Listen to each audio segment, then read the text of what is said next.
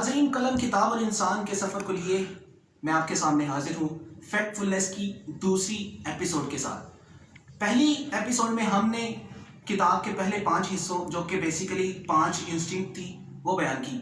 आज next 5 instinct को हम बयान करेंगे और मैं बताता चलूँ इस किताब को पढ़ने की जो वजह मेरे लिए बनी, वो इस किताब के लिए बिल गेट्स का लिखा गया एक फ़िक्रा, जो कि बिल गेट्स ने इस किताब के लिए लिखा। वो कहता है कि this is the finest books I have ever read and most indispensable guide to think clearly about the world. आप समझ रहे होंगे कि ये किताब कितनी कोई इम्पोर्टेंट है।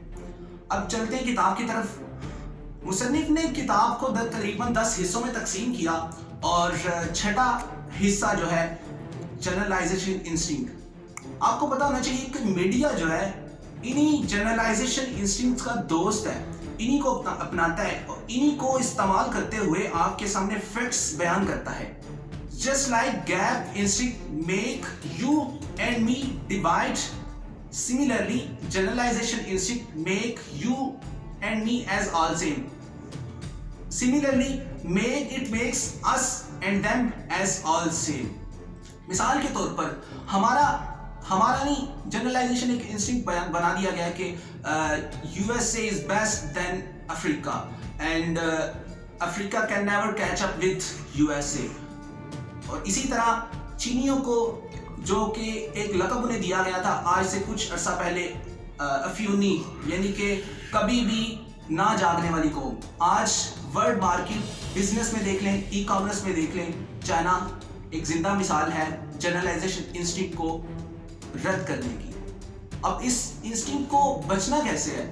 जब भी आपके सामने कोई भी इंस्टिंक्ट बयान की जाए या कोई वाकया या कोई आपके सामने फैक्ट फिगर बयान किया जाए, तो आपने देखना है कि इसका कंपैरिजन किसके साथ किया जा रहा है। पाकिस्तान का अगर कंपैरिजन किया जाए USA या UK की उन टॉप रेटेड कंट्रीज में जहां की फैसिलिटीज बहुत ज़्यादा है, तो ऑब्वियसली आप मायूस ही होंगे। लिहाजा जब भी आपको कोई भी जर्नलिस्ट या कोई भी राइटर कोई फैक्ट दे, तो ज़रूर उसको कंपेयर करें अपने ही दायरे, अपने ही ग्रुप या अपने ही मुल्क में मौजूद लोगों के साथ। नाज़रीन, राइटर ने 7वीं इंस्टिंक्ट को जो नाम दिया है वो है the destiny instinct. Destiny instinct basically आप में ये एक बीमारी पैदा कर देती है कि हमारा कल्चर, हमारी वैल्यूज़, हमारे नज़रियात या हमारे अकायद यही दुरुस्त हैं। मिसाल के तौर पर जब भी आप किसी चीज़ या किसी शख्स या किसी भी अकीदे को फॉलो करते हैं, तो बजाय इसके कि दूसरे के अकीदे को या दूसरे बिलीफ्स का सामना करें, हमें जब भी अपने अकीदे से काउंटर कोई बात नज़र आती है तो हम आग बगोला हो जाते हैं। मिसाल के तौर पर इसी इंस्टिंक्ट के इस्तेमाल करते हुए पॉलिटिशियंस ने बहुत सब फायदा उठाया।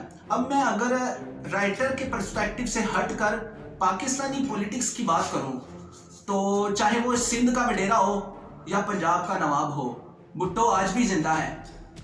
हमें बताया जाता है कि पाकिस्तान अब PTI के अंडर तरक्की कर रहा है, लेकिन आपके सामने हालात हैं, एजुकेशन सिस्टम, इकोनॉमिक सिस्टम क्या किस तरह चल रहा है, ठीक है।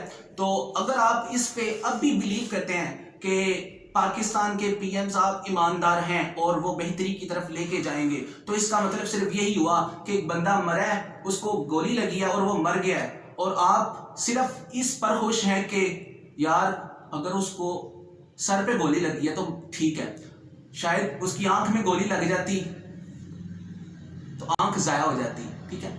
अब मैं ज़्यादा एक्सप्लेन नहीं करूँगा। इंस्टिंक्ट जो राइटर ने बयान की है वो है द ब्लेम इंस्टिंक्ट। अब सिंगल पर्सपेक्टिव इंस्टिंक्ट के ज़ुमरे में राइटर ने बहुत सारे डॉक्टर्स, साइंटिस्ट और टीचर्स की मिसालें दी हैं, और एक्सप्लेन करना तो मुश्किल है, लेकिन अगर आपको बताया जाए कि आप किसी सियासतदान से किसी फैक्ट्स या फिगर्स के हवाले से बात कर रहे हैं, तो आपका क्या ख्याल है?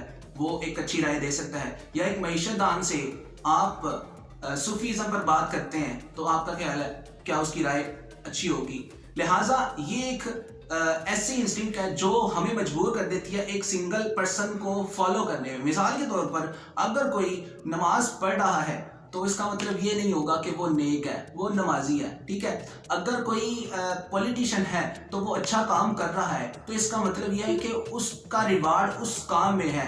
एज पर होल आप डिसाइड नहीं कर सकते بچنے کا طریقہ صرف یہی ہے کہ جب بھی آپ کسی بھی آئیڈیا کی یا کسی بھی پرسن کی ایویلویشن کریں تو ایز اے ہول کریں، بجائے اس کے کہ آپ کسی بھی پرسن کو یا کسی بھی آئیڈیالوجی کو ایک پرسپیکٹو کے ساتھ دیکھیں۔ رائٹر نے نامی انسٹنکٹ کو جو نام دیا ہے وہ بلیم انسٹنکٹ ہے۔ بلیم انسٹنکٹ پھر اگین ایک ایسی اسٹیریوٹائپنگ ہے کہ جب آپ کسی آئیڈیا کے متعلق اپنی رائے قائم کرتے ہیں تو یہ دیکھے بنا کہ اس آئیڈیا کو ڈیولپ ہونے میں یا اس انسیڈنٹ یا ایکسیڈنٹ جو بھی ہوا ہے اس کے ہونے میں کیا کیا پری ریکویزٹس تھے۔ مثال کے طور پر اگر کسی سسٹم میں کوئی بندہ خرابی پیدا کرتا ہے تو بجائے اس کے کہ آپ سسٹم کو ٹانٹ کریں، بجائے اس کے کہ آپ سسٹم کو برا بھلا کہیں، اب وہ جو بندہ اس نے غلط کام کیا ہے آپ اس کو ڈانٹ صرف کریں گے۔ اسی طرح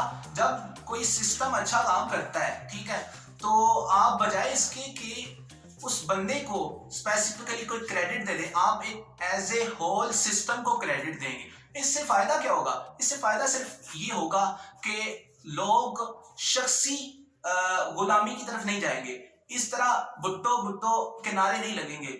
اب رائٹر نے اسی طرح اسی سلسلے کی کڑی کو جاری رکھتے ہوئے 10ویں انسٹنکٹ جو بیان کی ہے وہ ہے ارجنسی انسٹنکٹ۔ آپ نے میڈیا کو دیکھا ہوگا کہ ہر وقت نیوز نیوز نیوز، آپ دیکھتے ہیں کہ نو اور نیور۔ آپ جب بھی میڈیا پر جاتے ہیں تو آپ دیکھ رہے ہوتے ہیں کہ ایک جنگ و قتال کا مطلب میدان برپا ہوتا ہے۔ تو آپ نے دیکھا ہوگا کہ یہ ایک مارکیٹنگ اسٹریٹجی بھی ہے کہ آپ کے پاس اگر کوئی مارکیٹنگ اسٹریٹجسٹ آتا ہے یا سیلس مین آتا ہے تو وہ لفظ یہ یوز کرتا ہے نو اور نیور۔ اب یہ کیا ہے؟